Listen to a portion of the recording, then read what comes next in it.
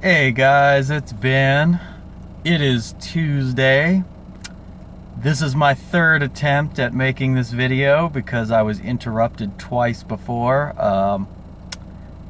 Let's just say that my aunt has no tact whatsoever. So yeah, it is a cool day outside, which is nice and rare. For those of you who don't know, New Orleans basically has like two seasons. We got winter and we got summer.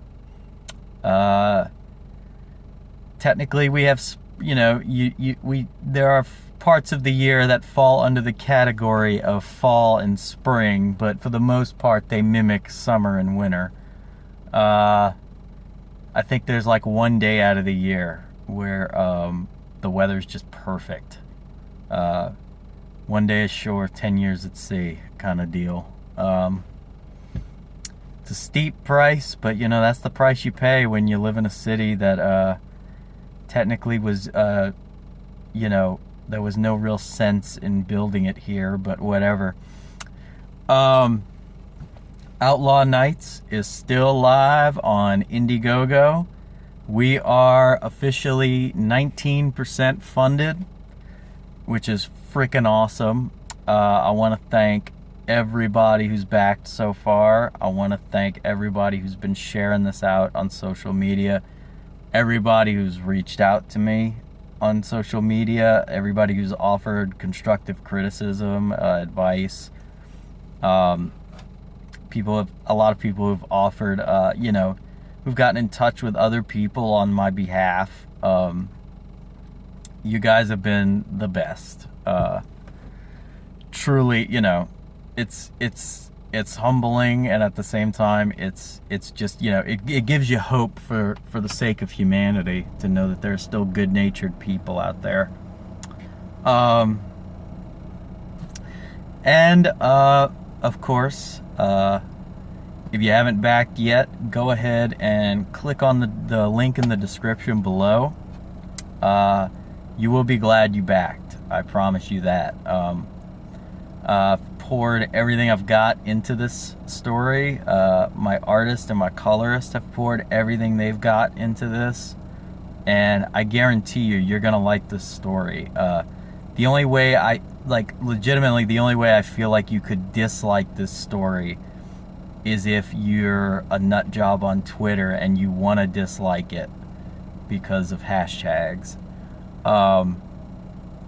That's the only plausible way I could see somebody disliking this. I'm very overzealous when I tweet this out because of the fact that I feel like we've got gold right here, and it's like I want to get people psyched about it. It's like, it seems like it's so hit and miss. It's like we get a nice little succession of donations, and then it's flat for like a day or two. Then we get another little succession, and then it's flat. And it's wreaking havoc on my anxiety. I can tell you that. So yeah, in terms of like updates on pop culture, I'm still kind of flat on that one.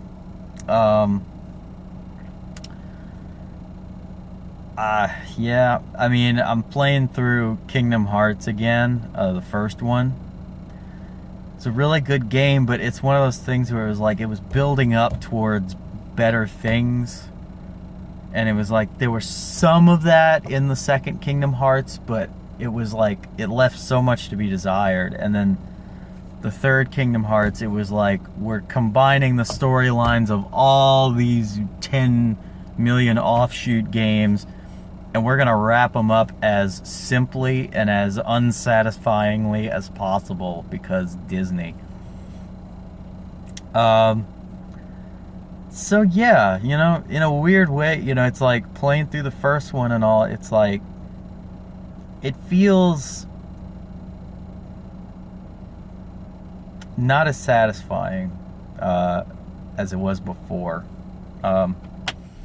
It's almost as if, you know, it's almost as if I'd kind of preferred it if they just didn't do Kingdom Hearts 3. If they had just, you know, like kept doing their stupid little offshoot games and, you know, just kind of let it die.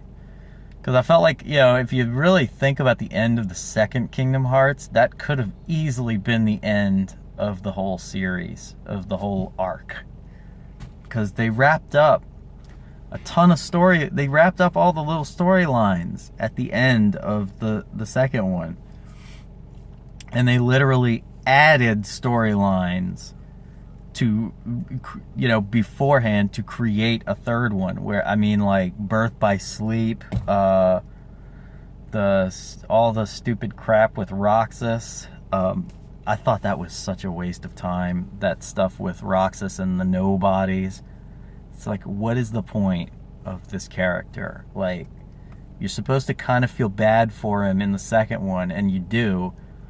But then it's like, you know, you learn he's like he's a piece of Sora and all that, and it's like you just expect him to kind of resorb into Sora. But then, like, in the third one, they're treating it like, well, no, we want Roxas back. Like, you know, it's not fair that Sora's complete again. He needs to split apart again to create Roxas. Part of this Disney thing of, you know, well, everybody's got to have the perfect happy ending thing. Again, they took all the piss out of the main villain at the very end of the third one. It's like he's all of a sudden he's kind of acting, well, you know, I've learned my lesson. You know, I see the error of my ways now. I lost, and so now it's time for me to be a sport. You know, it was like, okay, so those 10 years of torment that you put all these kids through, that's supposed to be the cure-all? Okay. You know, wow. And also really playing through the, you know, I gotta admit, it's like at this point, playing through the first Kingdom Hearts, it's really just an excuse for me to see Cloud with a voice, and to see him not be emo and depressed. I mean, he was kind of emo, but, you know, it's like there was still kind of that line. He went full on emo in Advent Children. He went, that was just depressing. He was only semi-emo in Kingdom Hearts. And it's kind of the cool type of emo. It's not like the wussy type of emo. Yeah. Anyway. Oh, and I saw the announcement for the PlayStation 5. As you can tell from my voice, I am not happy about it, because I get annoyed by, you know, it's like I have my game system. Totally, you know, it's like I just want new games for this system. And instead of that, we always got to get, well, no, now it's time for an upgrade. You know, it's like, all I can say is thank God the PS4 had as long of a life cycle as it did. And I hope to God, please, for the love of God, don't do this thing where, you know, when the Final Fantasy VII remake comes out, I'm afraid they're going to pull that, you know, well, we have a version for the PlayStation 4 and we have a version for the PlayStation 5, but really, if you want to actually enjoy the game, you have to get the PlayStation 5 version. It's, I did, you know, I had the same thing happen with, what do you call it? The Force Unleashed. Back when that came out, I got the PS3 version. I played through that. I enjoyed it. Then I played the PS4 version, and I felt like an asshole.